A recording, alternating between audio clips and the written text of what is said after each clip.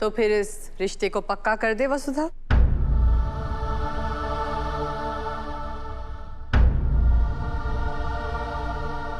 जी देवी हुकुम, बहुत अच्छी जोड़ी है।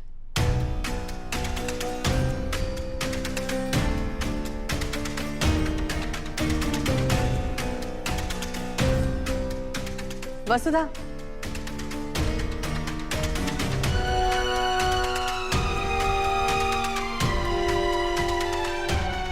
थैंक यू और आशीर्वाद।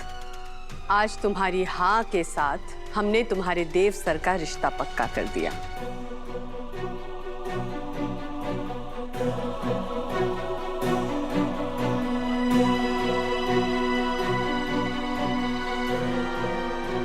तुम्हारे घर में तुम्हारा स्वागत है नंदिनी। दिवाली के बाद इस बंधन को हम सगाई में बदलेंगे और फिर बहुत जल्द शादी में।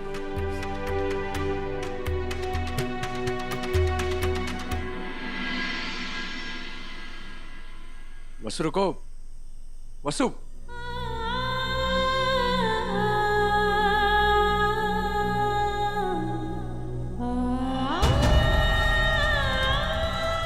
मैं तुम्हें करणवीर की बात नहीं मानने दूंगा। हमारा प्यार इतना खोखला नहीं जो ये धमकी से हिल जाए। यो प्यार हमारी आत्मा में देव सर, यो कहीं ना जावेगा। लेकिन आपने देखा नहीं कि किस्मत को हमारा एक होना मंजूरी ना है। शादी के बाद अभी मैं पूरे हक से इस सासरे आई भी ना थी कि करणवीर और विधि का आ जाना, देवी हुकुम का नंदिनी मैडम को आपके लिए पसंद कर लेना, यो सब संजोग ना है, किस्मत का इशारा है। तो तलाक दे दोगी मुझे? कागज के टुकड़ों से क्या फर्क पड़े है देव सर? मैं तो तब भी आपको अपना धनी मानती थी जब आपको पता भी ना था। भारे को अपना रिश्ता निभाने के लिए किसी प्रमाण पत्र की जरूरत ना है। यो मंगलसूत्र आपका रक्षा कवच था, है और रहेगा। और यो मंगलसूत्र हमारी चिता तक हमारे गले में रहेगा। मैं यहाँ साथ रहने की बातें करना और तुम फिर मरने की बातें करने लगी। प्लीज वसु, मेरा यकीन करो, कुछ भी हो जाए हम अलग नहीं होंगे। वसु अभी तक ना आई। अभी थोड़ी देर पहले तो बोल रही थी फोन पे कि 2 मिनट में निकलेगी। फिर कहाँ रह गई छोरी? मैं देख के आता हूँ।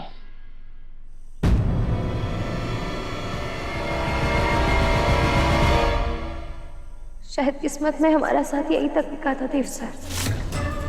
करणवीर की बात मानकर कम से कम देवी हुकुम का भरोसा तो टूटने से बचा लेंगे।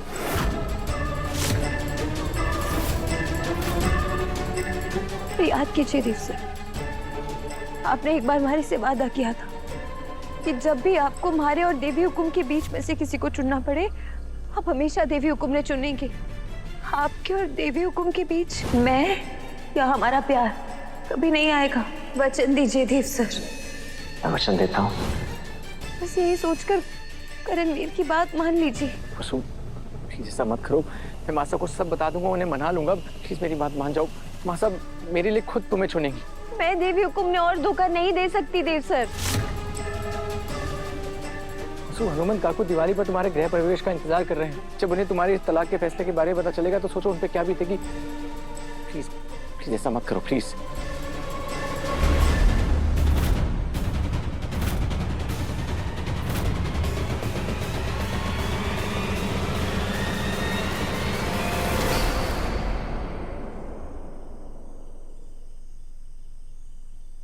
किस बात ने लेकर आप लोगों में इतनी ऊंची आवाज में बहस हो रही है? कि ब्याह हुए 4 दिन भी ना हुए और तू अपने पति से झगड़े करने लगी। अरे चुप क्यों है? बोल, अपने पति से इतनी ऊंची आवाज में क्यों बात कर रही थी? बाबू साहब, वो हम गृह प्रवेश के बारे में बात कर रहे थे। गृह प्रवेश की बात को लेकर तुम दोनों में इतनी ऊंची आवाज में बहस क्यों हो रही थी? जवाई साहब, मैंने आपसे अपने मन की बात कही कि अगर वसु का गृह प्रवेश दिवाली में हो जावे तुम्हारे को भी शांति मिल जाएगी। उससे कोई दिक्कत है क्या? नहीं बाबू साहब, वो देव से कुछ और बात कर रहे थे। अरे यो देव सर के लगा रखा है तूने। थारी शादी हुई ना इनसे? अरे पति हैं यो, कोई अपने पति ने नाम लेके बुलावे है, सर सर कहवे है के? गलती होगी बाबू साहब, अब से मैं उन्हें धनी बुलाऊंगी। धनी? तुम्हारे को इस बहस का कारण बता दो। वो मैं अपने धनी से यही कह रही थी कि अगले साल से हर दिवाली तो मैं अपने सासरे में ही मनाने वाली हूँ, तो क्यों आखिरी दिवाली मैं अपने पियर में मना लूँ। गृह प्रवेश तो दिवाली के बाद कर लेंगे, पर हमारे धनी मान ही ना रहे हैं बाबू साहब। कैसे मानूं? मैं और बाबा साहब तो यही चाहते हैं कि वसु की गृह प्रवेश दिवाली के दिन ही हो। और हाँ, शादी के बाद वसु ने पहली बार मुझसे कुछ मांगा है तो ना कैसे कहूँ। तो काकू, मैं सोच रहा था कि गृह प्रवेश दिवाली के 2-4 दिन बाद ही करते हैं। एक तो थारी लीला ही ना समझ में आवे हमारे को। छोरियां शादी के बाद अपने सासरे जाने के लिए उतावली रहे हुए हैं, और तू है कि अपना पीहर छोड़ के जाना ही ना चाहती है। नहीं बाबू साहब, वो अब 2-4 दिन पहले गृह प्रवेश करें या 2-4 दिन बाद करें, उससे क्या ही फर्क पड़ता है। हाँ बाबू साहब, वैसे भी मैं कहने को आपके पास हूँ, लेकिन पूरा दिन तो मैं अपने सासरे में ही बिताती हूँ।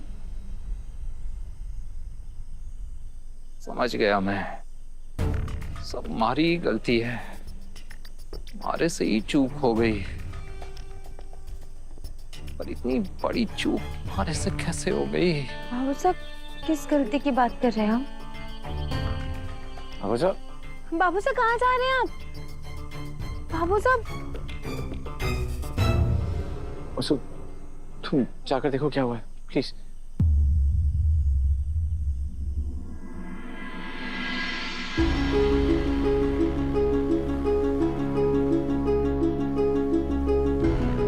बाबू साहब, क्या हुआ?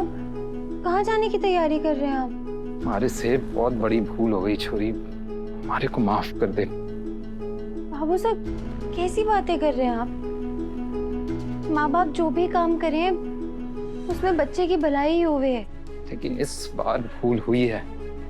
मैंने कुल देवी से मन्नत मांगी थी कि हमारा ब्याह होते ही मैं कुल देवी के मंदिर की 101 परिक्रमा करूंगा, पर न जाने कैसे ये बात हमारे दिमाग से निकल गई, इसलिए थारे गृह प्रवेश में एक के बाद एक अड़चन आ रही है।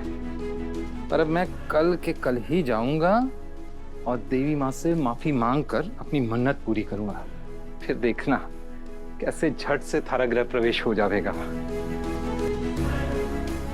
आज थारी अम्मा होती ना तो हम अगले दिन ही दर्शन के लिए निकल जाते, और अब तक तो तू अपने सासरे में बस भी जाती। पर कोई ना, देर से ही हमारे को अपनी गलती तो समझ में आई। बस कल सवेरे निकलने से पहले हुकुम से मिलूंगा और उनसे कह दूंगा कि बड़ी बहू 2 दिन के लिए अपनी पीहर में अकेली है, उसका ध्यान रखें। कैसे बताऊं बाबू साहब कि उनका कोई भी उपाय हमारा गृह प्रवेश नहीं करवा सकता। उनको देवी हुकुम से मिलने से रोकना होगा, नहीं तो देव सर के लिए परेशानी और बढ़ जाएगी।